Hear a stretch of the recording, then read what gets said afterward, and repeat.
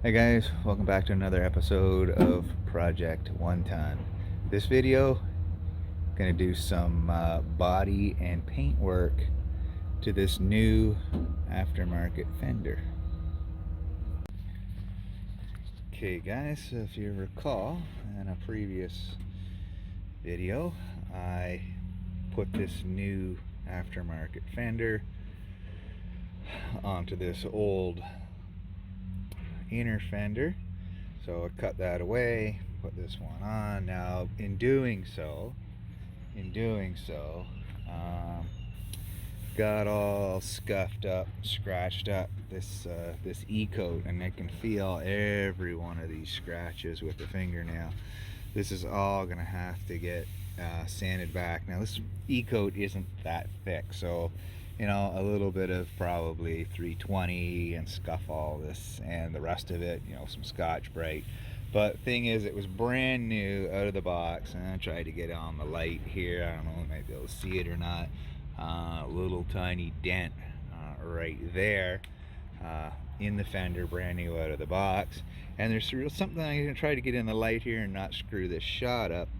You got to get on this on just the right angle. There's kind of a ripple in the material right here, and it takes a little dip. Now it's hard to say if that's supposed to be there or not supposed to be there.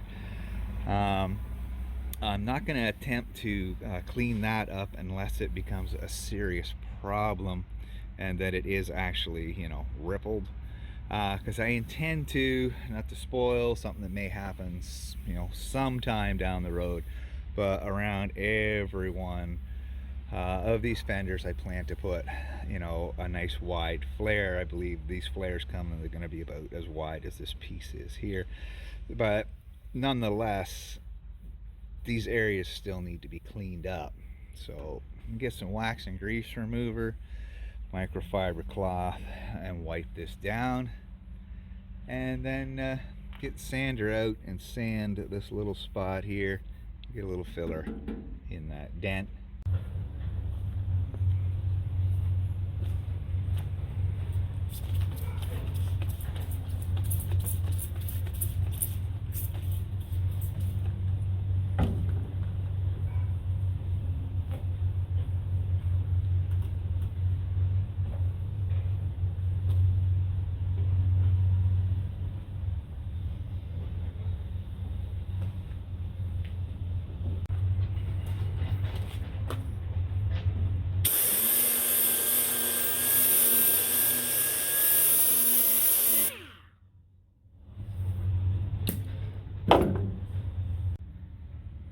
Okay, so that's the little dent I was talking about earlier.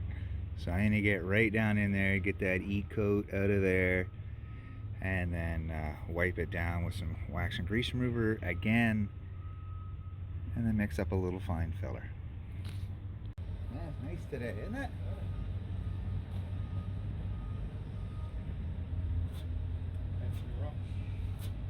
Yep. Brand new fender, got a little mark in it. Yep.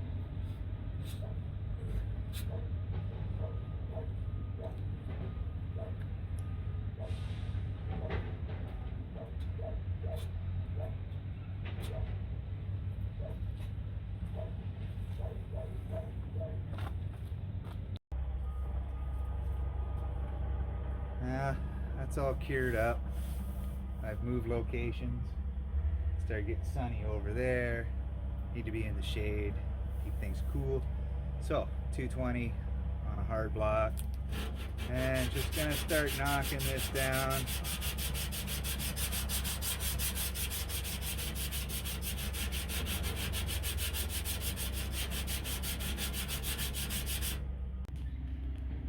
Okay, so it's all sanded down. It's 220. And you can see now, guys, that the dent was actually considerably larger than that little peck that was here in the center. That little peck distorted this metal, you know, the size, you know, good quarter sized impression here in the metal. So that's smoothed up pretty good. I'll give that a little scuff over with with some 320, sand out these 80 grit marks from the DA, and then start working on these scratches. Some 320, stick it wrapped around soft block, and I'm just going to start working out all these little scratches. As you can see, it doesn't really take much to get down through the E-coat to the bare metal, and then once I actually get there, the whole edge will be all nicely feathered out with the 320, and then I won't have to worry about, you know, taking 80 scratches out with, you know, 120 and stepping it up. That right there is ready for primer. Now, what I've gone and done is I went over all the major scratches with some 320. These are all nicely blended out, like I mentioned earlier, and then I scuffed the entire main visual surface here with a piece of red Scotch-Brite. Now I'm gonna blow this off with some air, and then go over it again with the microfiber and some wax and grease remover. And on all these exposed metal areas you see, I'm going to put a couple of coats of a good old Transtar 2 and 1. That's all I need, is a little bit of primer just to kind of see that this repair's going to come out the way I want it, and get some of these scratches filled in, because it is going to get a coat of sealer later, and that should be enough. Now, the idea here with scuffing it with the Scotch-Brite, though, is so any excess spray from the aerosol primer maybe gets on here, then at least it will stick to the Scotch-Brite scratches, as opposed to just sit onto the surface, because it isn't designed to stick to this E-coat on its own, unlike the sealer that I've been using.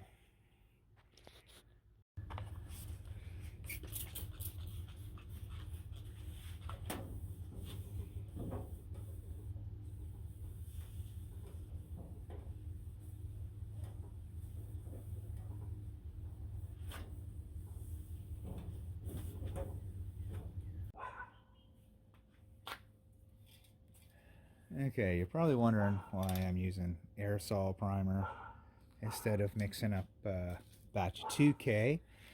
That's because there's just, you know, just these little cut through spots, the metal areas. And what I'm going to do before I go into paint, I'm going to apply a coat of this Transtar Signature Series sealer, and this sealer is designed to go directly on this E-coat with no prep other than wiping it down with wax and grease remover. So when the bodywork's done and it's ready for paint, the whole thing's going to get coated in this, and then the color, and then the clear.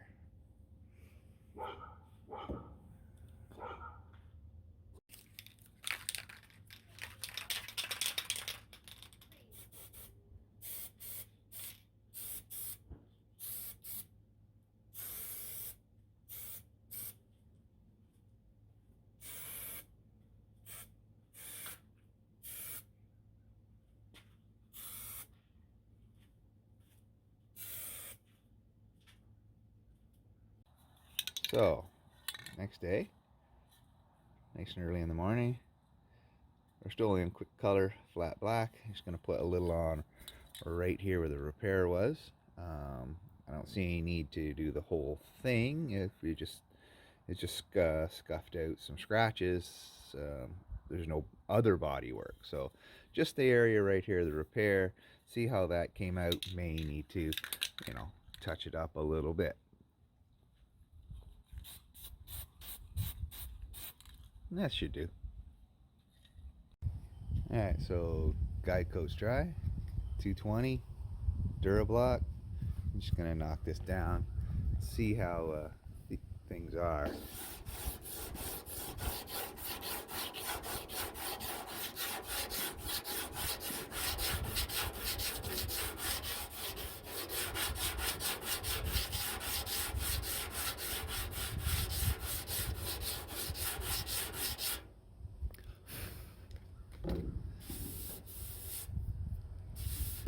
Okay, so see, still a tiny bit low in there because the black paint is still in here. So I'll give that a little more scuffing, and I have to put another little skim coat of fine filler in there. All right, I filled it. Fine filler again, finishing filler. It's 2-component, so it's, you know, it's like Bondo. And blocked it back down with the 220. And there's still a little imperfection right here, but I don't think it's worthy of 2-component filler now.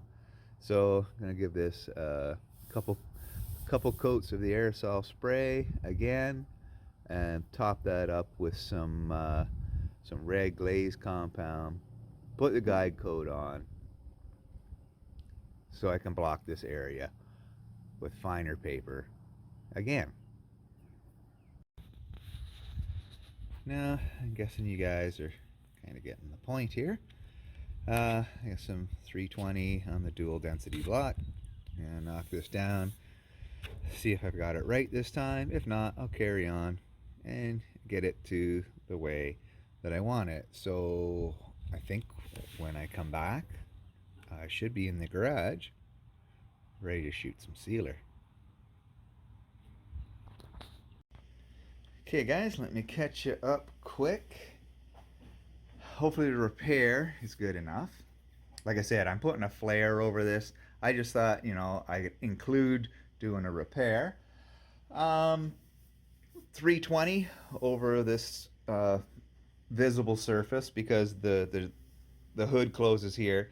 So I scuffed out all these little spittle marks from the aerosol primer that was here. It was 320, and basically went over everything in 320. Now all I have to do is get some sealer ready and wipe this down, tack it off, and spray the sealer. And I think I showed you this earlier, using the TranStar Signature Series sealer. And what I like about this sealer is it goes on basically any surface. So bare metal cut throughs, no big deal. You can put it on aluminum, you can put it on galvanized. It's a direct to e-coat as well. So if I didn't have to do a whole bunch of body work to this, it was really good straight out of the box. Wipe it down with wash and grease remover. This goes directly on that, so that's a chemical adhesion to that, and then go straight into your base and clear. So yeah, I'm going to seal this whole piece with that. I won't be painting down in here, but this is a visible area here. Definitely got to get in around the headlight opening, and critical area is this back edge here, where you would be opening the door and you'd be able to see in there. And of course along here, this is the lip in which the hood closes to. So beyond here, not a big deal. And of course, like I just mentioned, beyond here, not a big deal.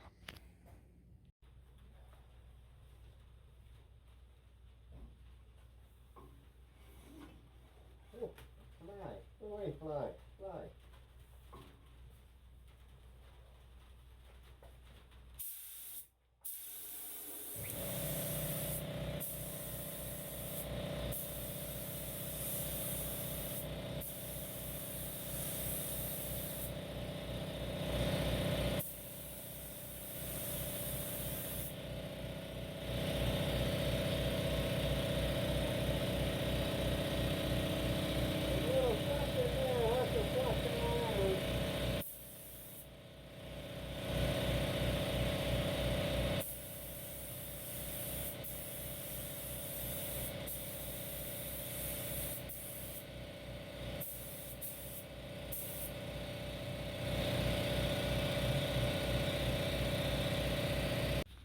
Okay, so that's one nice even wet coat of sealer.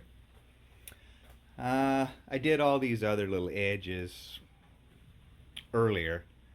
I just did I just shot the front here for you guys. Now, what happened right away? Of course, something blew in the door. It looks like there's like almost like a feather or possibly a piece of dandelion fluff. That's what happens right away. That's what's going to happen. Something's going to get in the paint job. So fortunately, and I can let this dry for say maybe 15 minutes and then attempt to get that out of there.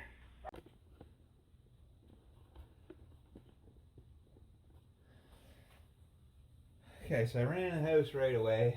I got a pair of tweezers and I plucked whatever that was out of there. Now it's been about 15 minutes and you can see I've already started to with a little sand. Got a little square 1500, and unfortunately, is what it is. Things happen. And just slowly working away at it here, trying to smooth that out.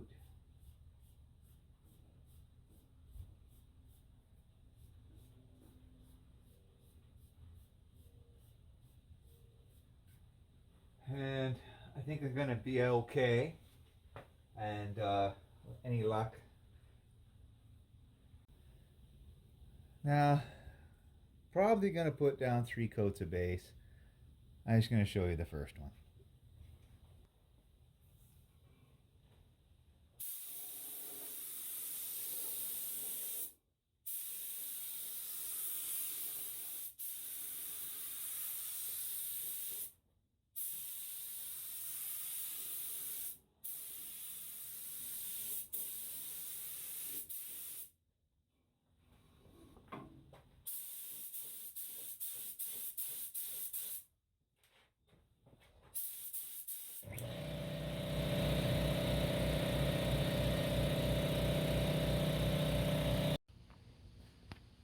Okay, so that's the first coat of the base. It took like what? I don't know, 30 seconds to paint this fender. And I'm gonna let that sit for 15 minutes and put another coat on. And then the same for the third coat. So when I come back, it's time for some clear.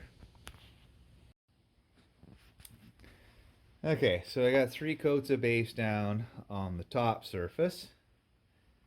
2 in the headlight socket, 2 in behind, 2 in the door opening. The funky shit going on with whatever that was in there. I think it was a piece of dandelion fluff. Just happened to blow in at the wrong time.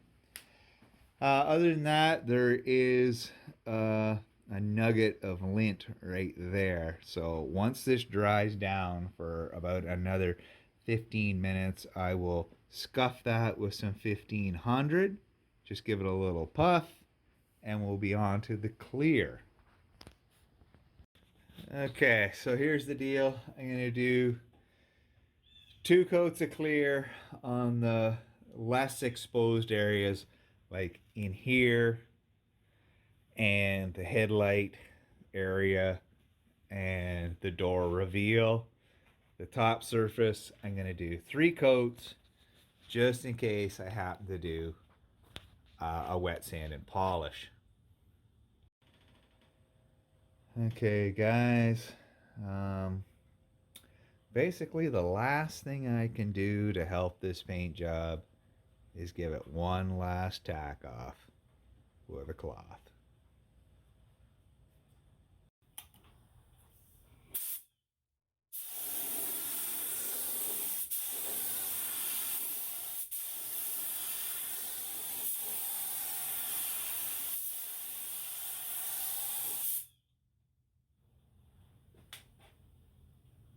Something just showed up. We gotta stop for a second.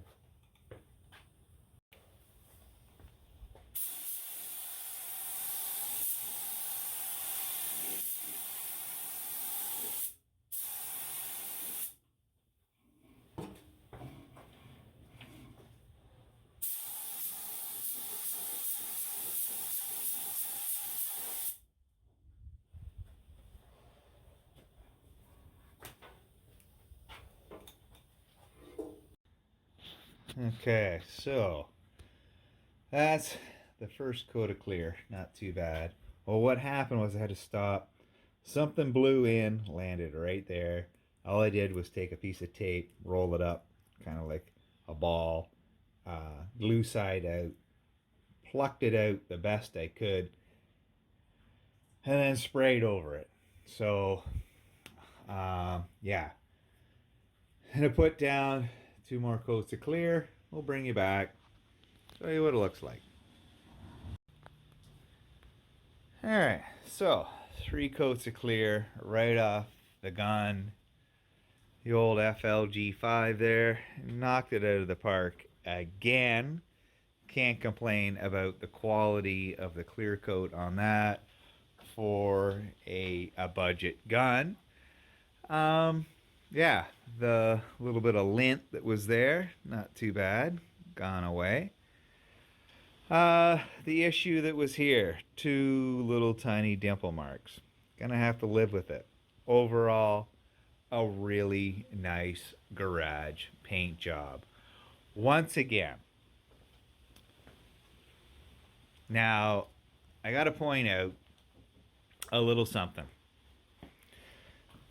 Here's my fan.